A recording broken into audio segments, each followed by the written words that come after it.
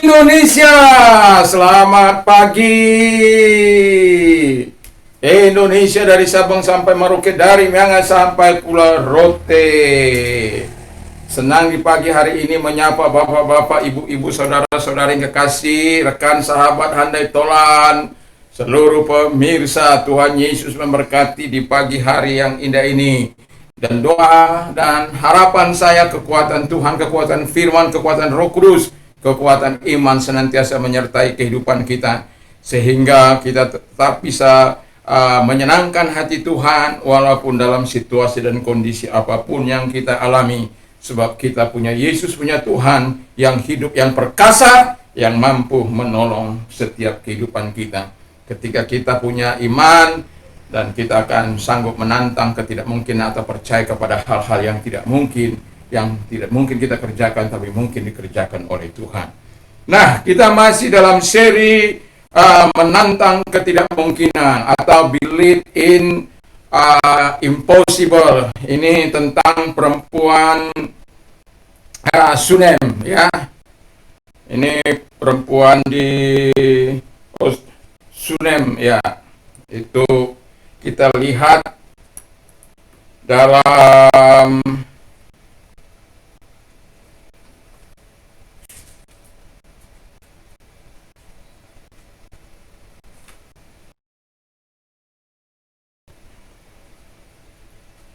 Dua Raja-Raja 4 ayat 8 sampai dengan ayat yang ke-17, tapi saya akan bacakan ayat yang 14 sampai dengan ayat yang ke-18. Nanti bisa dibaca cerita lengkapnya. Ini sebenarnya kisah 8 sampai dengan ayat 37, tapi karena saya membawanya dua kali, kita akan membawa yang pertama ini. Kemudian berkatalah Elisa, apakah yang dapat kuperbuat baginya? Jawab Gehazi, ia tidak mempunyai anak, dan suaminya sudah tua. Lalu berkatalah Elisa, panggil dia. Dan sesudah dipanggilnya, berdirilah perempuan itu di pintu. Berkata Elisa, pada waktu seperti ini juga tahun depan, engkau ini akan menggendong seorang anak laki-laki. Tetapi jawab perempuan itu, janganlah tuanku, ya abdi Allah, janganlah berdusta kepada hambamu ini. Mengandunglah perempuan itu lalu melahirkan seorang anak laki-laki. Pada waktu seperti itu juga pada tahun berikutnya, seperti yang dikatakan Elisa kepadanya. Haleluya. Jadi kalau kita membaca kisah ini, perempuan Sunem ini berbanding terbalik dengan janda hamba Tuhan. Janda hamba Tuhan yang mengalami kesulitan, yang terlilit utang piutang. Tetapi ini perempuan Sunem ini adalah orang yang kaya raya. Tetapi dia sangat baik hati, dia sangat murah hati. Itu sebabnya saya katakan dia adalah orang yang betul-betul diberkati Tuhan, dan dengan dia diberkati Tuhan, dia juga memberkati yang lain, termasuk memberkati hamba Tuhan. Nah, puji nama Tuhan. Tapi ada kendala yang dia hadapi dalam kehidupannya, bahwa dia dikatakan oleh Alkitab tidak punya anak. Sehingga ketika dia dikatakan tidak punya anak, mengatakan tahun depan engkau punya anak, itu dia berkata, janganlah engkau mendustai hambamu ini, ya. Jadi yang kita akan lihat bagaimana wanita ini, apakah yang dijanjikan oleh hamba Tuhan, dan apakah yang dikatakan oleh wanita ini bisa terjadi, karena memang dia tidak punya anak. Nah, jadi yang pertama, ketika dia mau hidup dalam dunia ini, ia melakukan apa yang seharusnya dilakukan oleh setiap orang yang berada. Jadi perempuan Sunem kaya dan murah hati. Haleluya. Tentu kita akan senang kalau melihat orang-orang yang kaya, murah hati, dan suka menolong sekitarnya, sekelilingnya, dan suka membantu orang-orang yang mengalami keterpurukan. Mungkin dengan kekayaannya dia bisa ada. Karena banyak orang kaya, Alkitab juga Yesus berkata sangat sulit bagi orang kaya itu untuk masuk kerajaan Allah. Lebih mudah unta masuk lubang jarum daripada seorang kaya masuk kepada kerajaan Allah. Artinya bahwa ketika kalau itu dalam percakapan bagaimana seorang muda yang begitu luar biasa kaya raya dan dia sudah melakukan apa yang dikatakan oleh firman Allah, untuk selanjutnya Tuhan katakan untuk kau menjadi sempurna, jualah harta yang membutuhkannya. Hatinya sangat sedih karena terikat dengan hartanya. Jadi dia tidak bisa bermurah hati.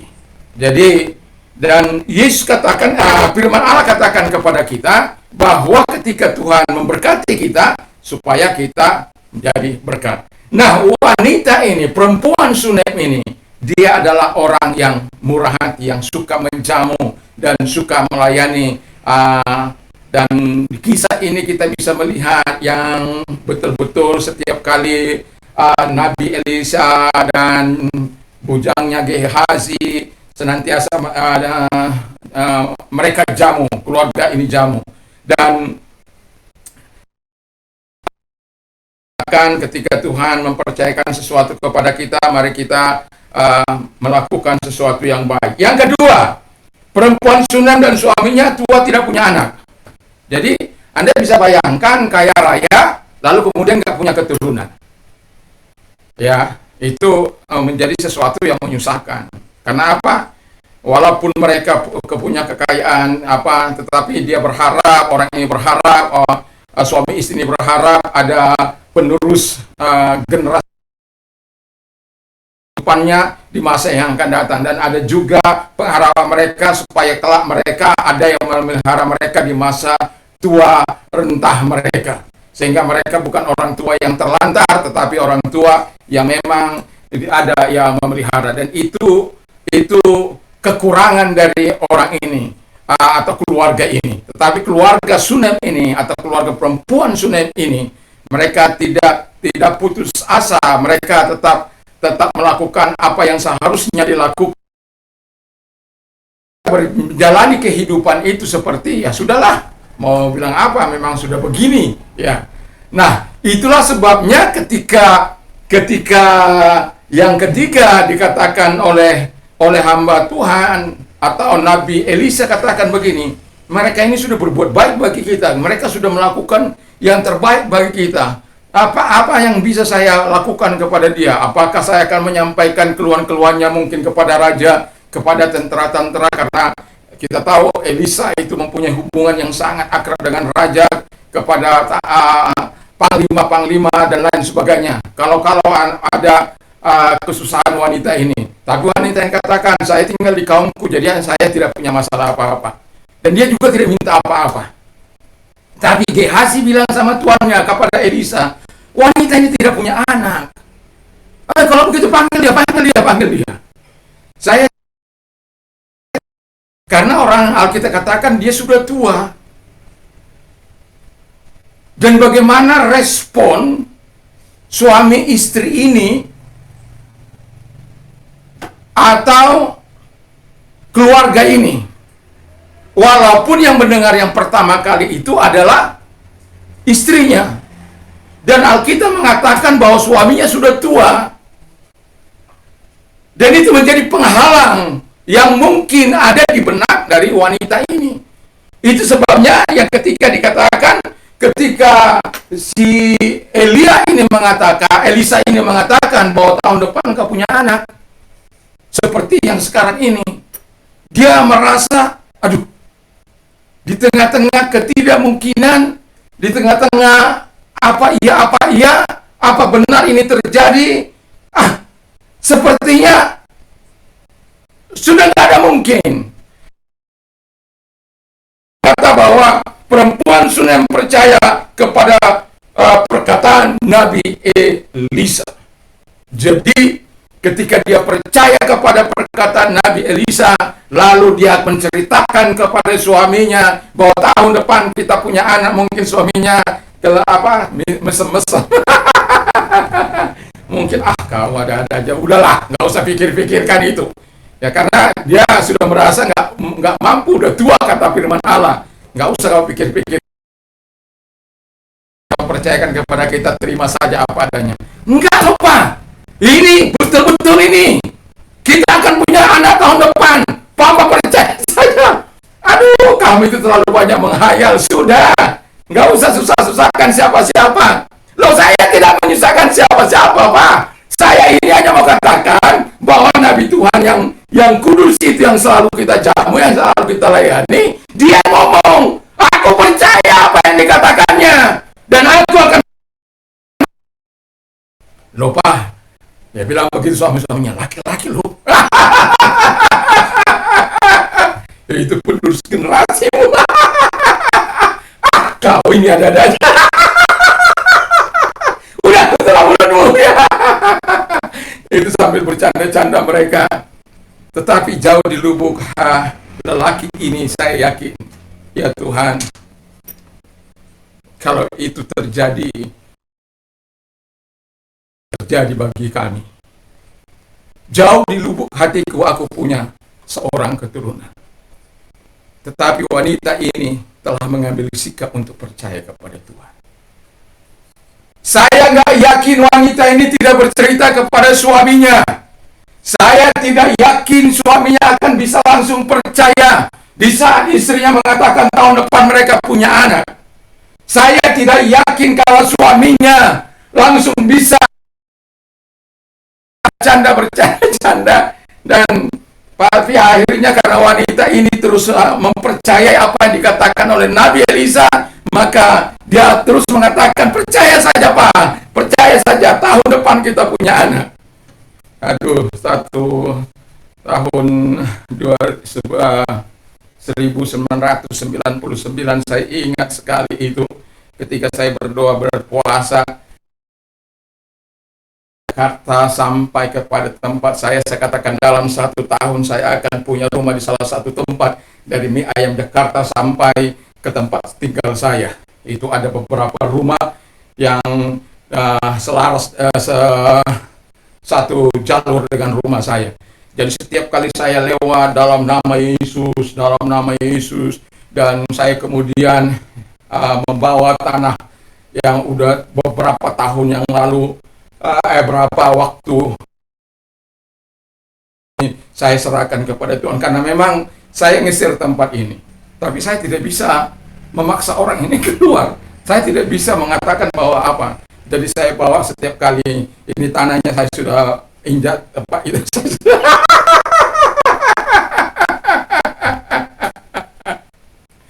Maka saya sudah secara spesifik saya sudah katakan ada 2 tempat sebenarnya yang saya sir, ya.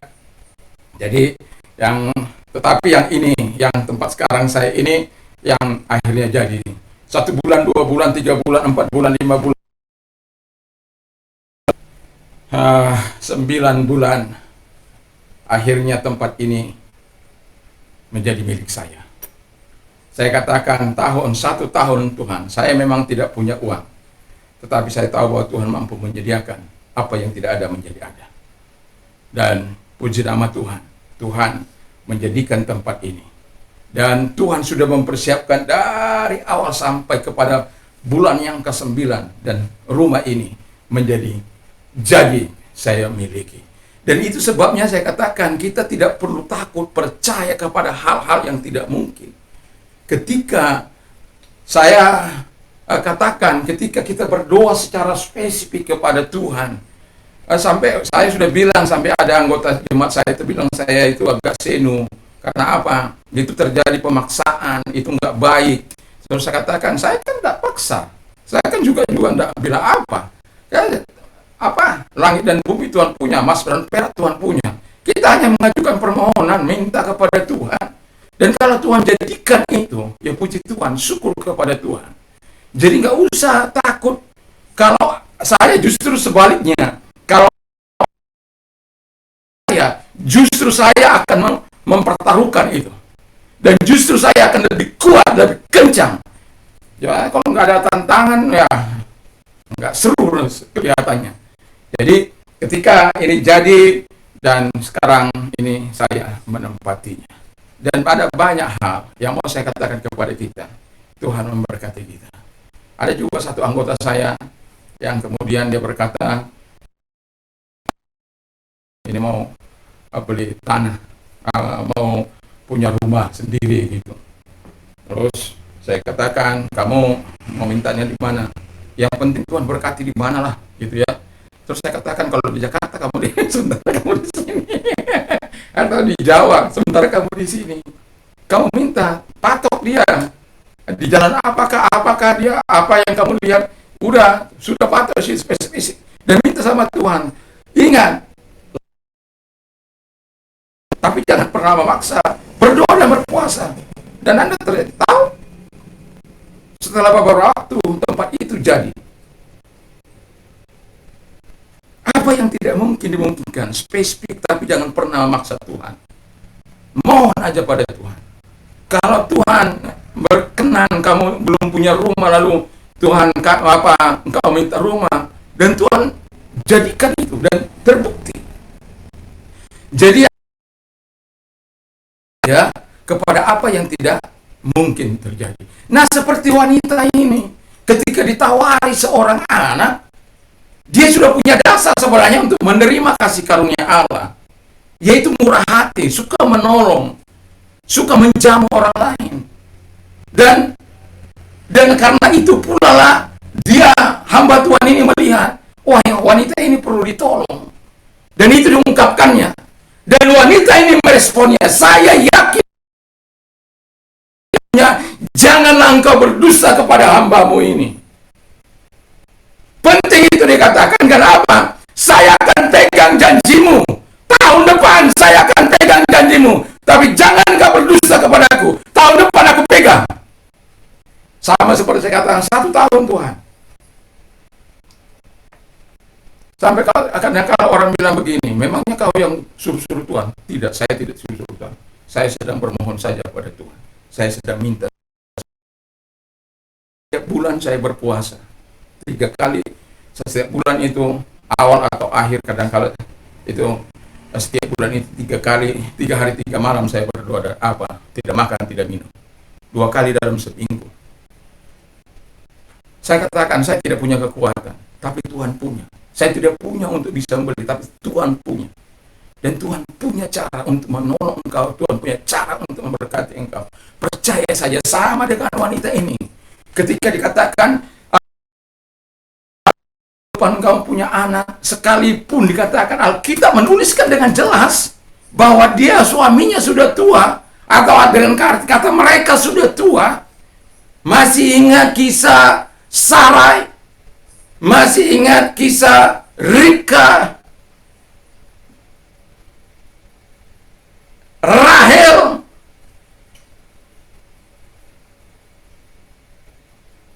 Masih ingat kisah Hana? Apa yang tidak mungkin bisa dimungkinkan oleh Tuhan. Allah yang memberi keturunan, Allah yang memberi generasi. Dan orang ini percaya apa yang dikatakan oleh Tuhan. Dan ketika dia percaya, tahun depannya Alkitab katakan dia menerimanya. Dia mendapatkan kebaikan dari Tuhan. Jadi ketika dia mendapatkan dari Tuhan, dia pelihara anak itu dengan penuh tanggung jawab. Itu sebabnya saya tidak melanjutkan pada yang selanjutnya, bagaimana kemudian dia mengalami pergumulan, anak yang diharapkan, anak yang dibesarkan dengan kasih sayang dan cinta, tiba-tiba meninggal dunia. Nanti saudara akan membawakan bagaimana dia mempertaruhkan itu semuanya kepada Tuhan. Dan yang penting, imanmu harus tetap percaya kepada apa yang tidak mungkin. Apa yang tidak mungkin kau lakukan, apa yang kau minta kepada Allah, mintalah dengan baik, minta dengan yakin, minta dengan iman, bila perlu berdoa dan berpuasa. Kalau itu sudah merasa engkau tidak punya kekuatan untuk itu, seperti apa yang saya lakukan, saya berdoa dan berpuasa untuk membangun ini, bulanan saya berdoa dan berpuasa untuk bisa seperti ini. Setiap kali, kalau Anda tahu bahwa setiap kali saya berdoa kepada Tuhan, kalau saya katakan saya tidak mau menahan upah buruh Tuhan, mereka minta sekali seminggu, Jadi kalau sudah hari Sabtu tidak ada, saya mulai berlutut kepada Tuhan, nangis pada Tuhan. Saya tidak mau menahan buruh. Alkitab katakan tidak boleh menahan upah buruh. Dan itu sebabnya ketika mereka sudah mulai, kalau Anda sudah bisa bayangkan kalau sampai hari Jumat tidak ada uang, itu sudah merupakan sesuatu yang sangat luar biasa. Ya, apalagi masuk ke hari Sabtu, waduh, apalah yang akan kita lakukan. Tapi saya mau katakan kepada kita, banyak kali Tuhan melakukan mujizat bagi saya. Banyak kali Tuhan melakukan pertolongan bagi saya.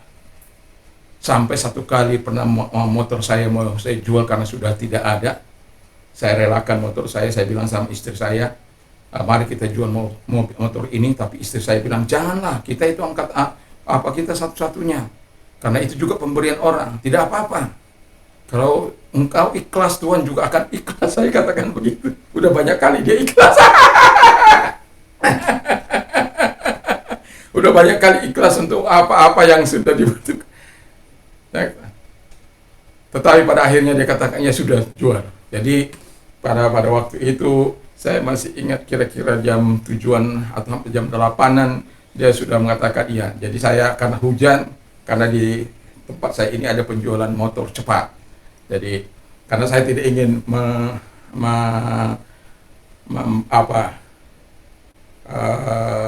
istilahnya apa itu menahan upah buruh. Setelah dia mengatakan iya, tidak berapa lama telepon berdering. Treng, Pak Pendeta. Terus istri saya ngangkat, terus bilang saya mau ke dengan Pak Pendeta. Terus saya bilang, Pak Pendeta, ada apa? Bisa enggak? Saya dengar mau bangun. Ya. Kali saya bilang begitu. Kalau gitu ambil dah dananya. Tapi dana segar ini Pak Pendeta. Karena hujan, ya nantilah hujan, habis hujan saya akan datang ke rumah. Dan habis hujan saya langsung meluncur ke sana. Dan Anda tahu, itu saya mendapatkan, bisa dikatakan untuk 2 kali upah buruh pada waktu itu. Lalu kemudian masih dia berikan voucher bagi saya. Jadi Anda mau saya katakan Tuhan bisa melakukan ketika Anda percaya. Jadi nggak usah jengkali Allah. Seringkali saya katakan nggak usah jengkal, nggak usah bimbang, nggak usah takut, nggak usah khawatir. Bagaimana supaya iman kita terus punya kekuatan? Datang menghampiri Allah, datang sujud di bawah kaki Tuhan.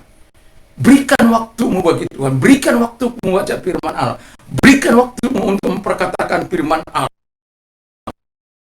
Ada firman Allah di dalam Mazmur 118 ayat yang ke-5 dikatakan. Di sana dikatakan, in my anguish I cry to the Lord. I cry to the Lord. Di dalam kesusahanku aku berteriak kepada Allah. He answered me by setting me free. Jadi dia menjauh aku dengan membebaskan aku. Jadi apa yang minta kau bebaskan? Jiwamu, hatimu, pekerjaanmu, bisnis. Percaya pada Tuhan. Makanya dikatakan di ayat 789 apa?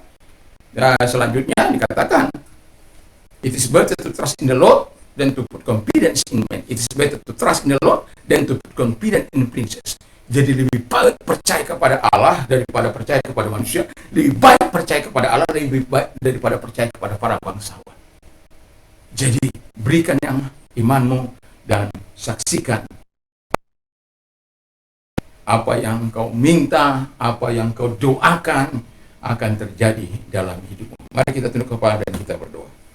Terima kasih Bapa di surga, Tuhan memberkati kami, Tuhan menolong kami, sehingga firman-Mu menjadi kekuatan bagi kami. Kami bergerak sesuai dengan apa yang Kau katakan, sesuai dengan apa yang Kau firman. Seperti wanita ini, ketika dia diberikan pengharapan untuk memiliki anak, dia meresponnya dengan sikap yang yakin dan percaya. Itu sebabnya dia berkata,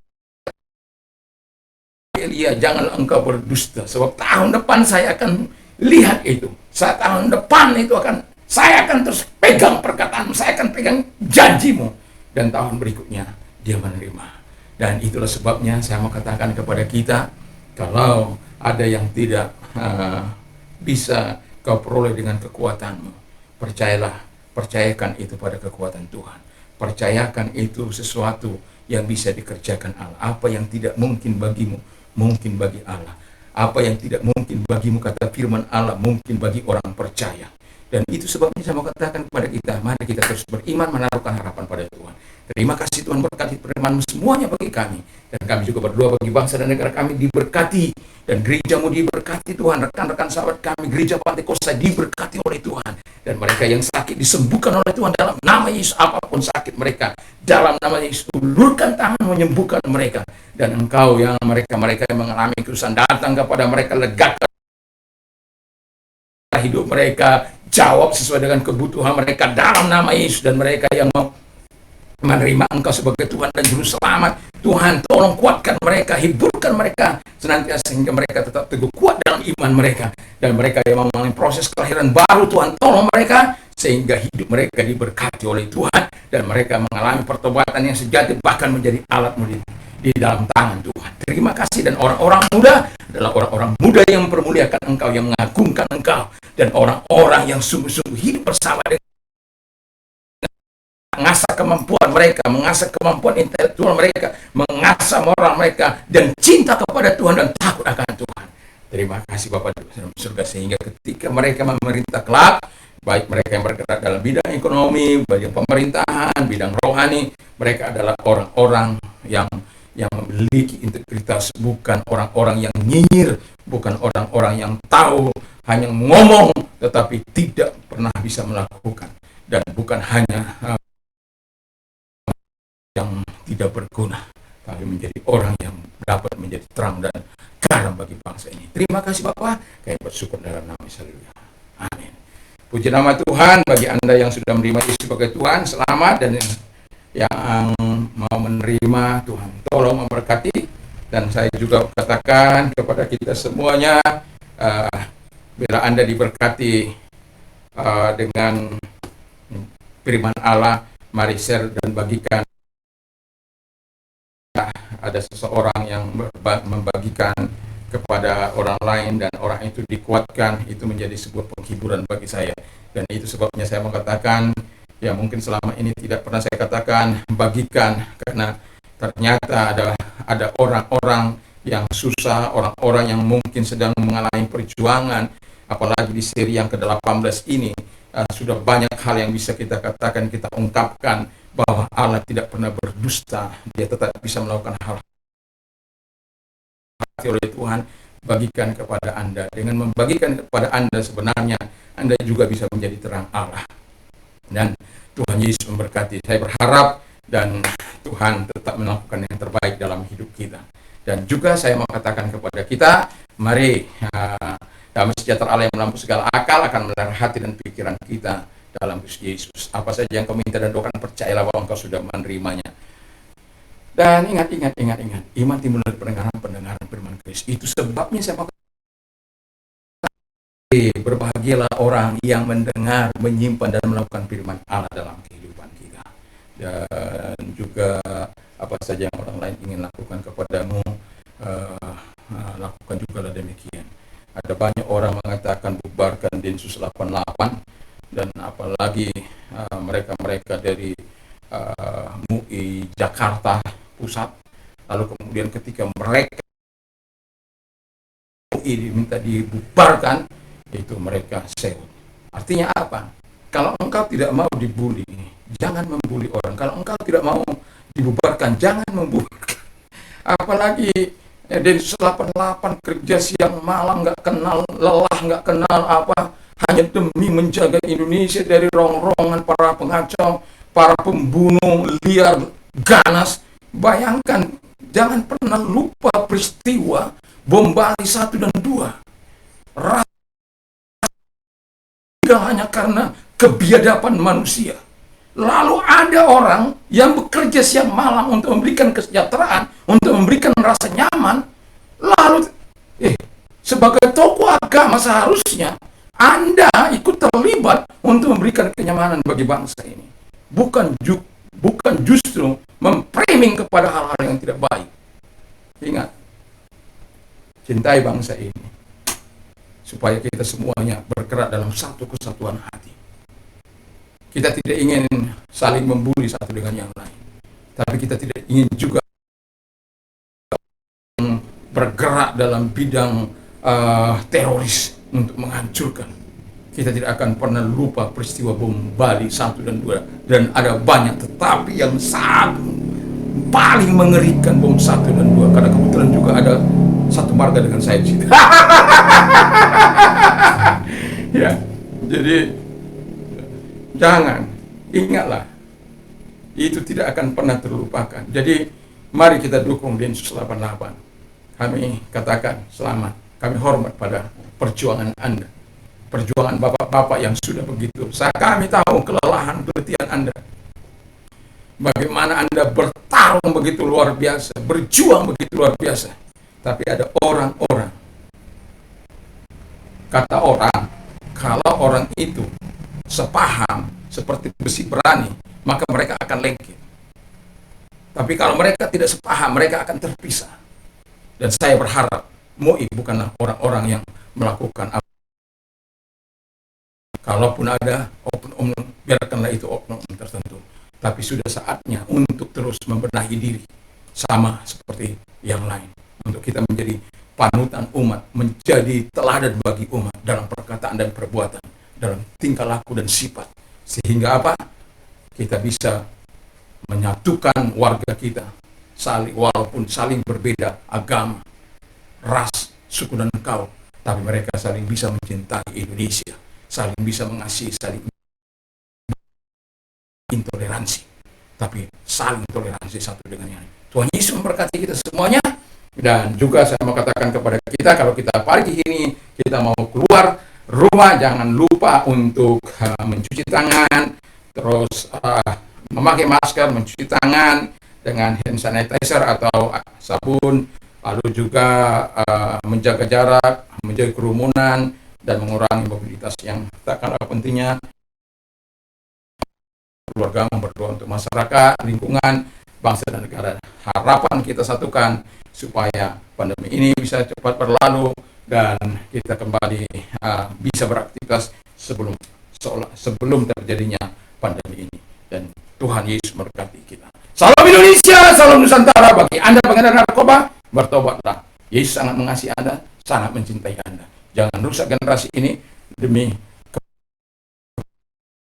tapi kasih bangsa ini, dan hiduplah sesuai dengan tuntunan firman Allah. Katakan tidak terhadap narkoba, katakan iya terhadap firman Allah. Tuhan Yesus memberkatimu. Yesus sangat mengasihimu, Yesus sangat menantimu, dan Yesus siap memakai engkau sebagai alatnya ketika engkau mau bertobat dan menyerahkan hidupmu kepada Dia. Tuhan Yesus memberkati. Salam Indonesia.